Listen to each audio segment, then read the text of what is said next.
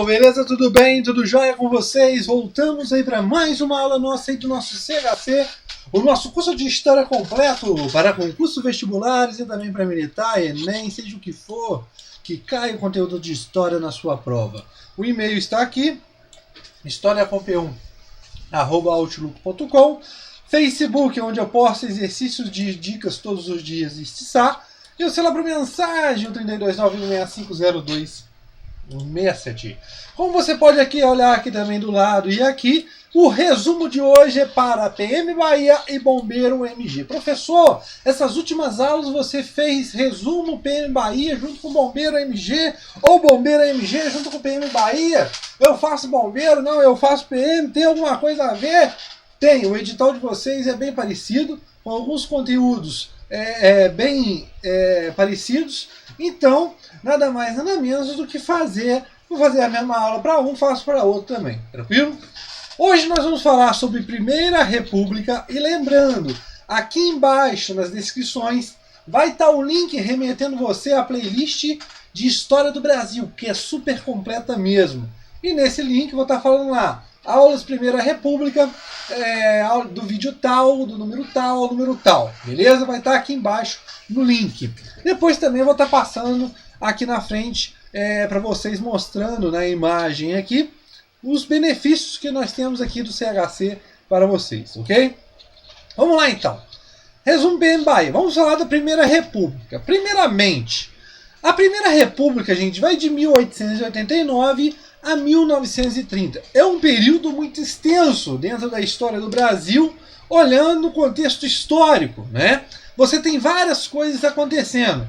Aqui eu elenquei as principais coisas que eu acho importantes, tranquilo? Dentro da Primeira República, gente, nós temos uma divisão. Professor, nós tivemos uma divisão no Brasil Colônia, de pré-colônia e Brasil Colonial. Tivemos uma divisão dentro do Brasil Império, de primeiro período regencial e segundo império.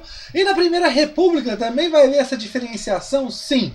Como também na Segunda República, ou também chamada de República Nova, né? Onde nós vamos ver o período Vargas e depois os governos populistas, ou também chamados de governos democráticos, aquelas coisas e tudo mais, antes da ditadura militar.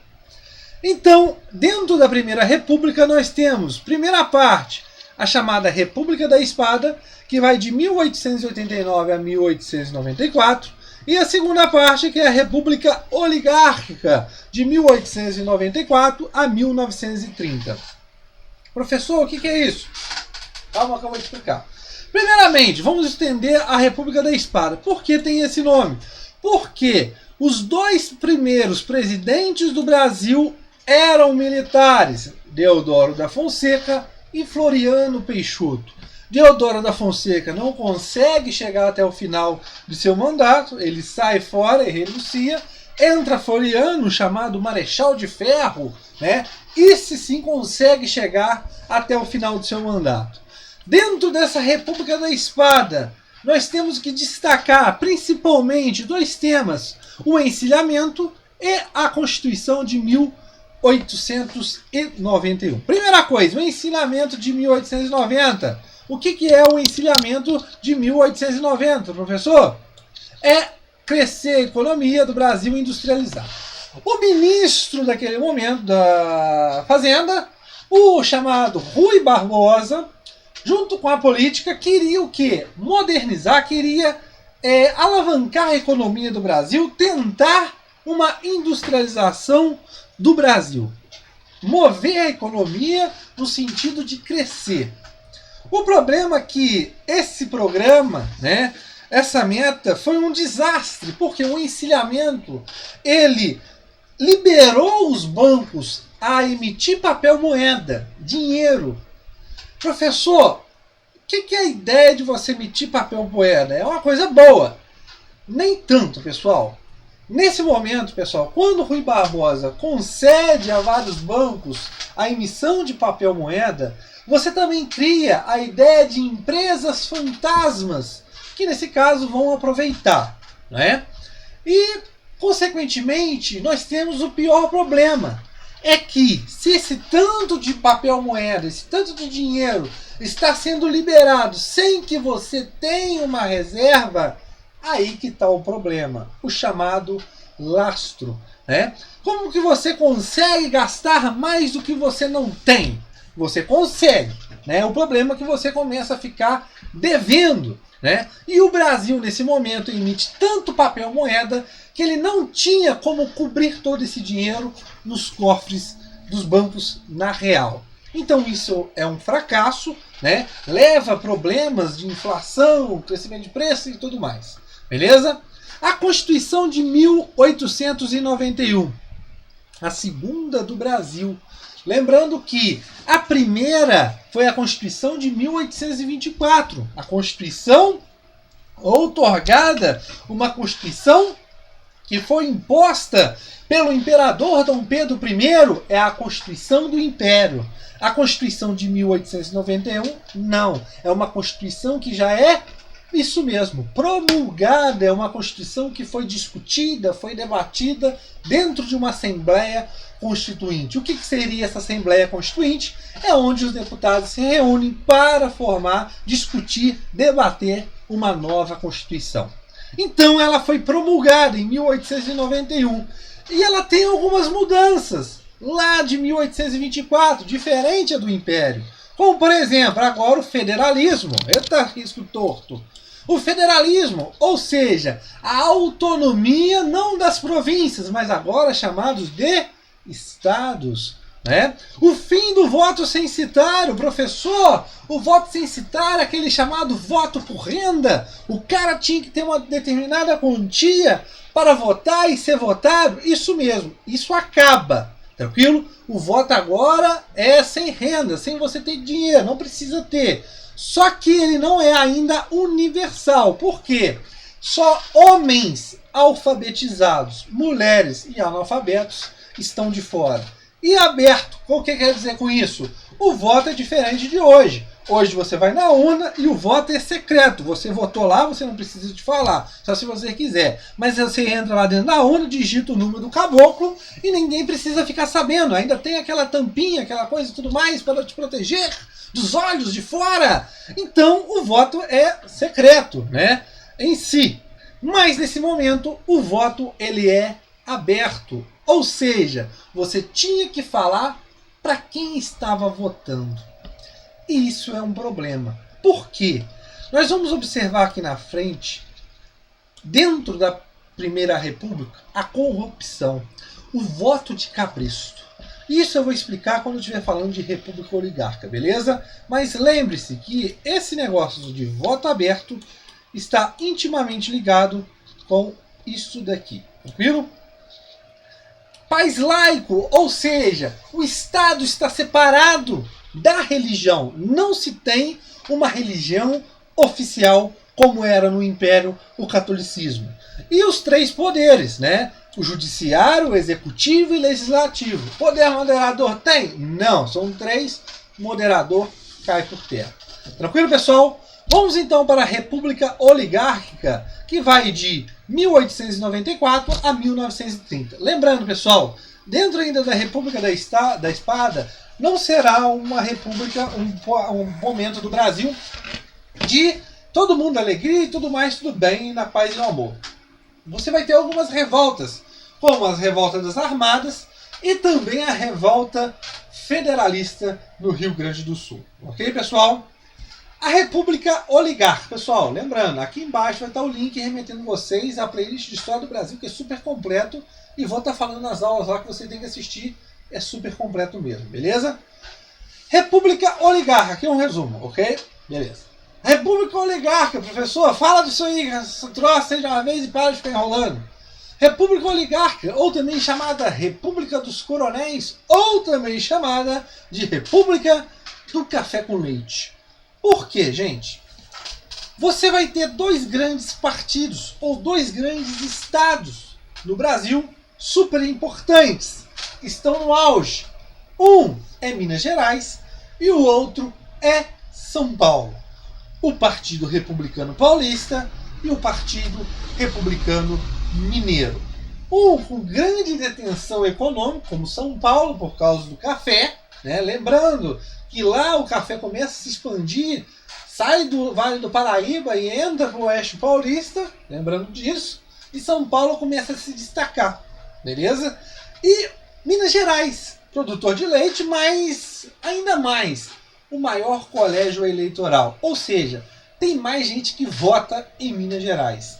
Se um tem um poder econômico e o outro tem um grande colégio eleitoral, o candidato que fosse de um dos dois, com certeza e quase que obviamente ganharia. Então, ora, vivia essa alternância. Um indicado pelo Partido Republicano Paulista e ora outro indicado pelo Partido Republicano Mineiro. Quando um era apoiado, o outro também apoiava, ok? Beleza. A política dos governadores foi muito interessante porque ajuda a multa Estado e União. Nada mais vocês têm que saber de política dos governadores do que essa palavra. Troca de favores. Por quê? Gente, os estados, eles precisavam ter apoio da União. Só que, ao mesmo tempo, eles tinham que apoiar os decretos do governo federal para o governo federal conseguir fazer algumas coisas. Então, para esses estados apoiar o governo federal, o mesmo governo federal também teria que dar apoio aos estados em algumas políticas. Então, isso é o chamado política dos governadores. E também é uma melhor forma de você também impedir a oposição também de chegar no poder. Se os estados estão apoiando o governo federal e o governo federal, em troca, apoia os estados, a oposição fica com mais dificuldade. Essa é a política dos governadores, resumidamente. A corrupção, como eu falei para vocês, o voto é aberto, não é o voto de cabresto. A pessoa tinha que falar em quem votar. Professor, isso não é demais. Eu falava em quem votava e pronto, acabou, e bateu no peito e falei e pronto. Mas isso era diferente. Pessoal, quando eu falei para vocês de República dos Coronéis, isso é uma coisa muito interessante. Ou República Oligárquicas. As grandes oligarquias, pessoal, comandavam o Estado. Por exemplo, Minas Gerais, São Paulo, mas em localidades, em algumas localizações, em algumas partes do território, por exemplo, no estado de São Paulo, você tinha a figura dos coronéis. Um governo, assim, uma autoridade, assim, vamos dizer, local, de grande influência política e poder. Então, quando o Estado precisava de quem fosse votado, precisava de que a pessoa fosse votada, uma pessoa que era indicada, esses coronéis faziam o serviço. Ou seja, falava para o cara, você vai votar no fulano de tal, e é isso. Não tem conversa. Mas eu não vou votar nele. Você tem que falar. Eu vou estar lá, o jagunço com uma baita de uma arma lá, carregada, né? Não é tiro de festim, né? É um tiro, é uma munição, né? Vamos falar aí, letal. E se você não falar, vai para a cidade dos pés junto. Isso era o voto de cabresto. E você tinha outras formas de corrupção, gente. Nesse momento, fraudes eleitorais, como que? Votos que morrem. Pessoas que morriam e ainda continuavam votando, né? Isso também, não sei se até hoje isso existe, né? Mas vamos lá. A economia. A grande parte da economia, pessoal, vai se destacar principalmente, gente, principalmente no café. Mas nós temos a borracha e entre outros. Mas o Brasil, nesse momento, não é um país industrializado, é um país que ele é agroexportador. E o principal produto de exportação é o café. E vai chegar tem um ponto, pessoal, que o café, se tiver alguma recaída, eles vão fazer de tudo para levantar a moral do café. É o que acontece em 1906 no governo de Rodrigo Alves. O que acontece? O café, beleza, principal produto de exportação, não o único, mas o principal. Só que tinha muita gente plantando café. Tinha muita gente. E a produção era gigantesca. A produção cada vez aumentava. E o problema dessa produção aumentar é o quê? O aumento da oferta. Quanto você tem maior oferta, o preço tende a cair. E o preço do café começou a cair. Era muito café ofertado para ser vendido na Europa, né, lá fora, que o preço começou a cair e os cafeicultores começavam a ter prejuízos. E o que eles fizeram? Na cidade de Taubaté, formaram o chamado Convênio de Taubaté. A política mais falada de política de valorização do café, que é a mesma coisa. Aonde você observa o quê? Você observa que os estados se juntaram, mais a União, para valorizar, para tentar aumentar novamente o preço do saco de café lá fora. Como que ele faz isso? Tomando algumas medidas. Tomando empréstimos do governo federal. Para quê? Para que esse empréstimo o governo federal tomou? Para comprar o café excedente. Quando o governo federal começa a comprar o café excedente, o preço tende a diminuir. Porque a oferta lá fora tende também a diminuir. E outras medidas, como os fazendeiros diminuir as plantações por mudas, entre outras coisas. Então, o Convênio de Taubaté é uma política de valorizar o café, de tentar levantar o preço novamente do café. A Primeira República teve seus problemas?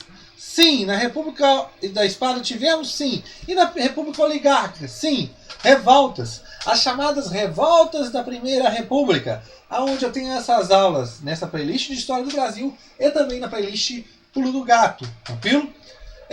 Essas revoltas urbanas e rurais, como revolta da chibata, vacina, greve, outra coisa, o contestado, o cangaço, canudos. Então são revoltas que vão acontecer em várias partes do Brasil, ora por problemas de miséria, problemas de desigualdade, e horas outras por problemas de informações, como por exemplo a revolta da vacina, né? Outras por causa de castigos dentro da Marinha, a revolta da chibata com o João Cândido. Então nós temos de várias revoltas nesse período, ok?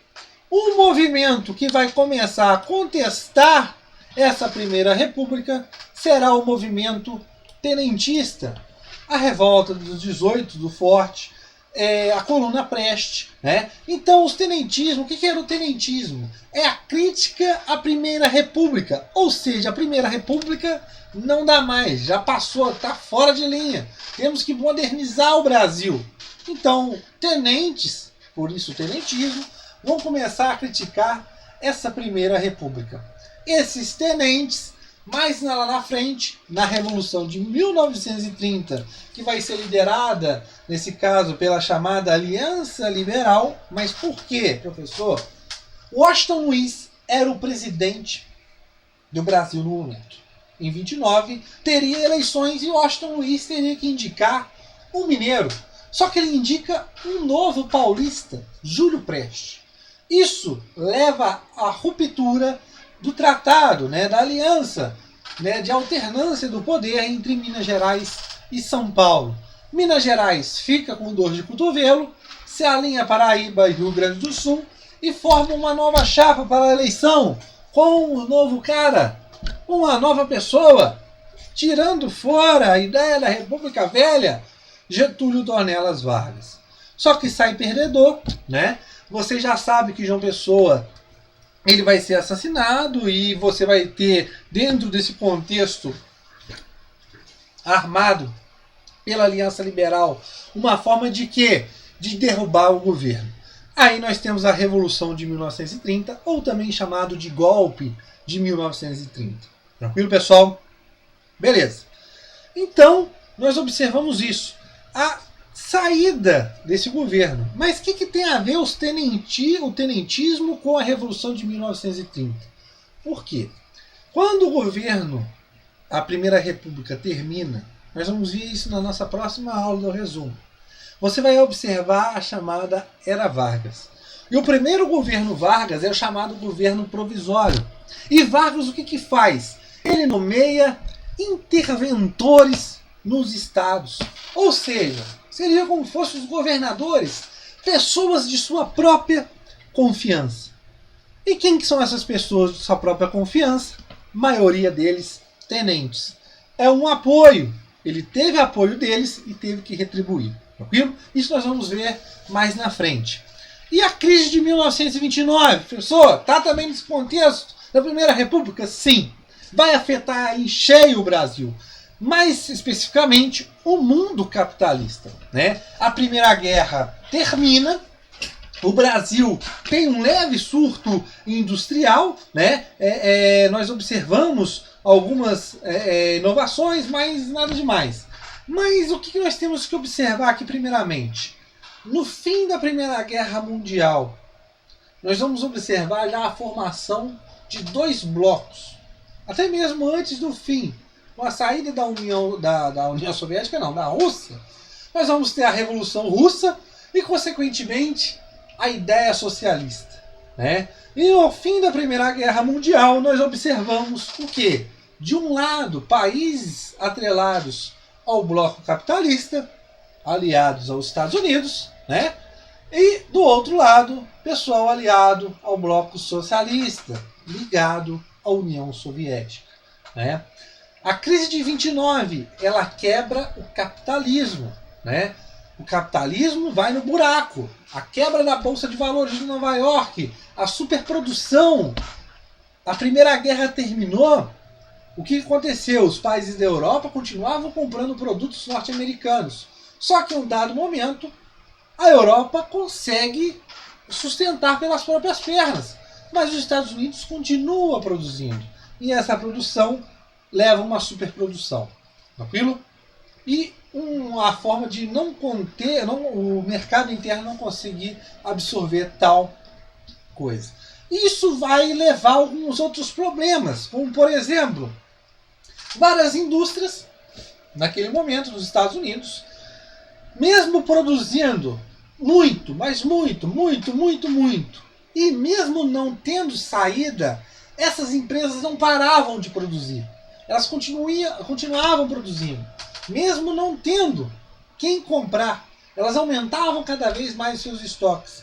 E, consequentemente, tinha as famosas especulações. Né? Ou seja, a empresa que valia, por exemplo, 100 mil reais, exemplo, na verdade, no papel, no real, ela valia 10 reais. Ela mentia o valor dela para continuar ainda crescendo. Isso levou a uma especulação danada, uma bola de neve, e estourou com a crise de 1929, que vai quebrar o bloco capitalista. E o principal comprador de café do Brasil, os Estados Unidos. E quem vai sair prejudicado? Ainda mais com um produto agroexportador, o Brasil. Tranquilo, pessoal? Espero que tenham gostado. Lembrando, o nosso canal, o Istsatria, se inscreva em nosso canal, beleza, pessoal? Você tem aqui, pessoal, vários benefícios para vocês. Essas 3 playlists que estão marcadas aqui com essa redondinha aqui, são as playlists super completas. A playlist de História da América, História Geral e História do Brasil. Se sua prova cai contexto de História Geral, História do Brasil e História Geral, ou História da América, por favor, além de assistir o resumo, porque Bombeiro MG cai História da América, e aqui eu não coloquei História da América, tranquilo? Por favor, assista essa playlist de História da América e também as outras duas. Por quê? Pessoal, eu estou falando porque eu quero vocês aprovarem. Elas são super completas mesmo. Além do mais, você tem a playlist O Pulo do Gato, que está aqui, que são os principais temas. Professor, eu quero fazer um pré-militar, Reza e SPSEX, está tudo aqui, Colégio Naval, estou fazendo tudo para vocês. Enem, também tem também.